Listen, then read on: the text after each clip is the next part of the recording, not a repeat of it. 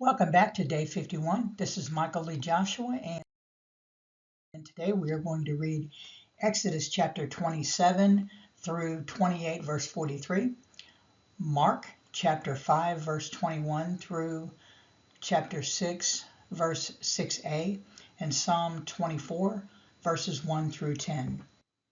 Exodus.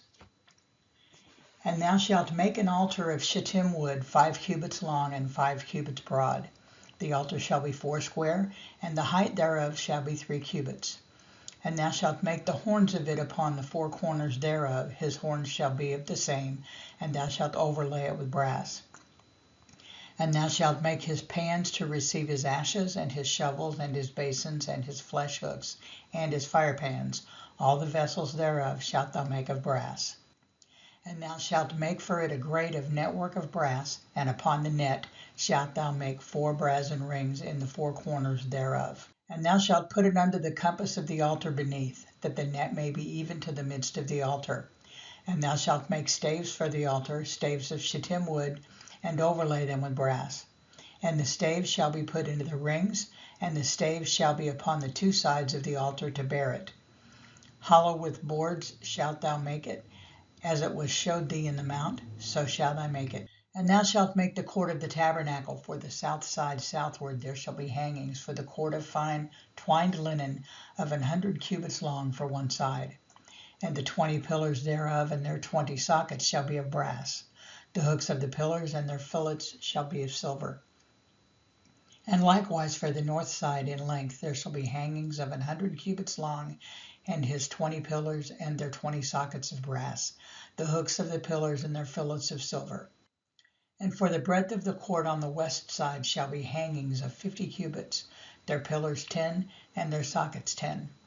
And the breadth of the court on the east side eastward shall be 50 cubits.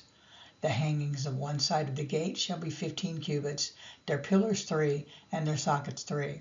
And on the other side shall be hangings 15 cubits, their pillars 3, and their sockets 3. And for the gate of the court shall be an hanging of 20 cubits, of blue and purple and scarlet, and fine twined linen, wrought with needlework, and their pillars shall be 4, and their sockets 4. And all the pillars round about the court shall be filleted with silver, their hooks shall be of silver, and their sockets of brass. The length of the court shall be 100 cubits, and the breadth 50 everywhere, and the height 5 cubits of fine twined linen, and their sockets of brass. All the vessels of the tabernacle and all the service thereof, and all the pins thereof, and all the pins of the court shall be of brass. And thou shalt command the children of Israel that they bring thee pure oil olive beaten for the light, to cause the lamp to burn always. In the tabernacle of the congregation without the veil, which is before the testimony, Aaron and his sons shall order it from evening to morning before the Lord. It shall be a statute forever unto the generations on the behalf of the children of Israel. And thou shalt take unto thee Aaron thy brother and his sons with him from among the children of Israel, that he may minister unto me in the priest's office, even Aaron, Nadab, and Abihu, Eleazar, and Ithamar, Aaron's sons. And thou shalt make holy garments for Aaron thy brother, for glory and for beauty. And thou shalt speak unto all that are wise-hearted, whom I have filled with the spirit of wisdom, that they may make Aaron's garments to consecrate him, that he may minister unto me in the priest's office. And these are the garments which they shall make: a breastplate, and an ephod, and a robe, and a broidered coat, a mitre, and a girdle. And they shall make holy garments for Aaron thy brother and his sons, that he may minister unto me in the priest's office. And they shall take gold, and blue, and purple, and scarlet, and fine linen. And they shall make the ephod of gold, of blue, and of purple, of scarlet, and fine twined linen, with cunning work. It shall have the 2 shoulder pieces thereof joined at the 2 edges thereof, and so it shall be joined together. And the curious girdle of the ephod which is upon it shall be of the same, according to the work thereof, even of gold, of blue, and purple, and scarlet, and fine twined linen. And thou shalt take 2 onyx stones, and grave on them the names of the children of Israel, 6 of their names on one stone, and the other 6 names of the rest on the other stone, according to their birth. With the work of an engraver in stone, like the engravings of a signet, shalt thou engrave the 2 stones with the names of the children of Israel, thou shalt make them to be set in ounces of gold. And thou shalt put the 2 stones upon the shoulders of the ephod for stones of memorial unto the children of Israel.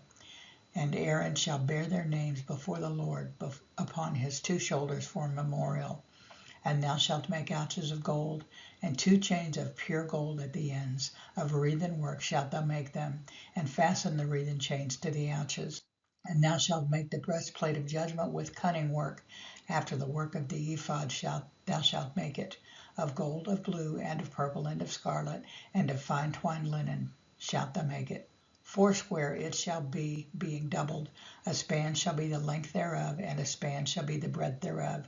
And thou shalt set it in settings of stones, even 4 rows of stones. The first row shall be a sardius, a topaz, and a carbuncle. This shall be the first row. And the second row shall be an emerald, a sapphire, and a diamond. And the third row a ligure, an agate, and an amethyst. And the 4th row a beryl, and an onyx, and a jasper. They shall be set in gold in their enclosings. And the stones shall be with the names of the children of Israel, 12, according to their names, like the engravings of a signet. Every one with his name shall they be, according to the 12 tribes. And thou shalt make upon the breastplate chains at the end of wreathen work of pure gold. And thou shalt make upon the breastplate 2 rings of gold, and shalt put the 2 rings on the 2 ends of the breastplate. And thou shalt put the 2 wreathen chains of gold in the 2 rings which are on the ends of the breastplate. And the other 2 ends of the 2 wreathen chains thou shalt fasten in the 2 ouches, and put them on the shoulder pieces of the ephod before it. And thou shalt make 2 rings of gold, and thou shalt put them upon the 2 ends of the breastplate in the border thereof, which is in the side of the ephod inward. And 2 other rings of gold shalt thou make, and shalt put them on the 2 sides of the ephod underneath, toward the forepart thereof, over against the other coupling thereof, above the curious girdle of the ephod. And they shall bind the breastplate by the rings thereof unto the rings of the ephod with a lace of blue, that it may be above the curious girdle of the ephod, and that the breastplate be not loosed from the ephod. And Aaron shall bear the names of the children of Israel in the breastplate of judgment upon his heart, when he goeth into the holy place for a memorial before the Lord continually. And thou shalt put in the breastplate of judgment the Urim and the Thummim, and they shall be upon Aaron's heart when he goeth in before the Lord. And Aaron shall bear the judgment of the children of Israel upon his heart before the Lord continually. And thou shalt make the robe of the ephod olive blue, and there shall be an hole in the top of it. In the midst thereof it shall have a binding of woven work around about the whole of it, as if it were the whole of a habergeon, that it be not rent. And beneath upon the hem of it thou shalt make pomegranates of blue, and of purple, and of scarlet round about the hem thereof, and bells of gold between them round about. A golden bell and a pomegranate, a golden bell and a pomegranate, upon the hem of the robe round about.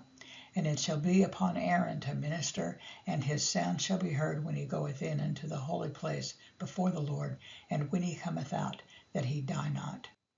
And thou shalt make a plate of pure gold, and engrave upon it, like the engravings of a signet, holiness to the Lord. And thou shalt put it on a blue lace, that it may be upon the mitre. Upon the forefront of the mitre it shall be.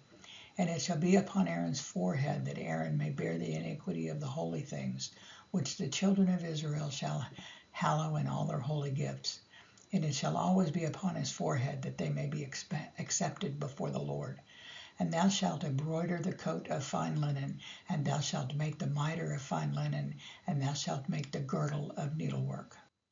And for Aaron's sons thou shalt make coats, and thou shalt make for them girdles, and bonnets shalt thou make for them for glory and for beauty. And thou shalt put them upon Aaron thy brother, and his sons with him, and shall anoint them, and consecrate them, and sanctify them, that they may minister unto me in the priest's office. And thou shalt make them linen breeches to cover their nakedness, from the loins even unto the thighs they shall reach. And they shall be upon Aaron and upon his sons when they come in unto the tabernacle of the congregation, or when they come near unto the altar to minister in the holy place, that they bear not iniquity and die. It shall be a statute forever unto him and his seed after him. Mark. And when Jesus was passed over again by ship unto the other side, much people gathered unto him, and he was nigh unto the sea. And behold, there cometh one of the rulers of the synagogue, Jairus by name, and when he saw him, he fell at his feet, and besought him greatly, saying, My little daughter lieth at the point of death. I pray thee, come and lay thy hands on her, that she may be healed, and she shall live. And Jesus went with him, and much people followed him and thronged him. And a certain woman which had an issue of blood 12 years, and had suffered many things of many physicians, and had spent all that she had, and was nothing bettered, but rather grew worse, when she had heard of Jesus, came in the press behind, and touched his garment. For she said, If I may touch but his clothes, I shall be whole. And straightway the fountain of her blood was dried up, and she felt in her body that she was healed of the plague. And Jesus, immediately knowing in himself that virtue had gone out of him, turned about in the press, and said, Who touched my clothes? And his disciples said unto him, Thou seest the multitude thronging thee, and sayest thou, Who touched me? And they looked round about to see her that had done this thing. But the woman, fearing and trembling, knowing what was done in her, came and fell down before him, and told him all the truth. And he said unto her, Daughter, thy faith has made thee whole. Go in peace, and be whole of thy plague. While he yet spake, there came from the ruler of the synagogue's house certain which said, Thy daughter is dead. Why troublest thou the master any further? As soon as Jesus heard the word that was spoken, he saith unto the ruler of the synagogue, Be not afraid, only believe. And he suffered no man to follow him, save Peter and James and John, the brother of James. And he cometh to the house of the ruler of the synagogue, and seeth the tumult, and them that wept and wailed greatly. And when he was come in, he saith unto them, Why make ye this ado, and weep? The damsel is not dead, but sleepeth. And they laughed him to scorn. But when he had put them all out, he taketh the father and the mother of the damsel, and them that were with him, and entered in where the damsel was lying. And he took the damsel by the hand, and said unto her, Talitha cumi, which is being interpreted, Damsel, I say unto thee, arise. And straightway the damsel arose and walked, for she was of the age of 12 years, and they were astonished with a great astonishment. And he charged them straitly that no man should know it, and commanded that something should be given her to eat. And he went out from thence, and came into his own country, and his disciples followed him. And when the Sabbath day was come, he began to teach in the synagogue, and many hearing him were astonished, saying, From whence hath this man these things? And what wisdom is this which is given unto him, that even such mighty works are wrought by his hands? Is not this the carpenter, the son of Mary, the brother of James and Joseph, and of Judah and Simon? And are not his sisters here with us? And they were offended at him. But Jesus said unto them, A prophet is not without honor, but in his own country, and among his own kin, and in his own house. And he could there do no mighty work, save that he laid his hands upon a few sick folk and healed them. And he marveled because of their unbelief. Psalm. The earth is the Lord's, and the fullness thereof, the world, and they that dwell therein. For he hath founded it upon the seas, and established it upon the floods. Who shall ascend into the hill of the Lord, or who shall stand in his holy place? He that hath clean hands and a pure heart, who hath not lifted up his soul unto vanity, not sworn deceitfully. He shall receive the blessing from the Lord, and righteousness from the God of his salvation. This is the generation of them that seek him, that seek thy face, O Jacob, Selah. Lift up your heads, O ye gates, and be ye lift up, ye everlasting doors, and the King of glory shall come in. Who is this King of glory? The Lord strong and mighty, the Lord mighty in battle. Lift up your heads, O ye gates, even lift them up, ye everlasting doors, and the King of glory shall come in. Who is this King of glory? The Lord of hosts. He is the King of glory. Selah.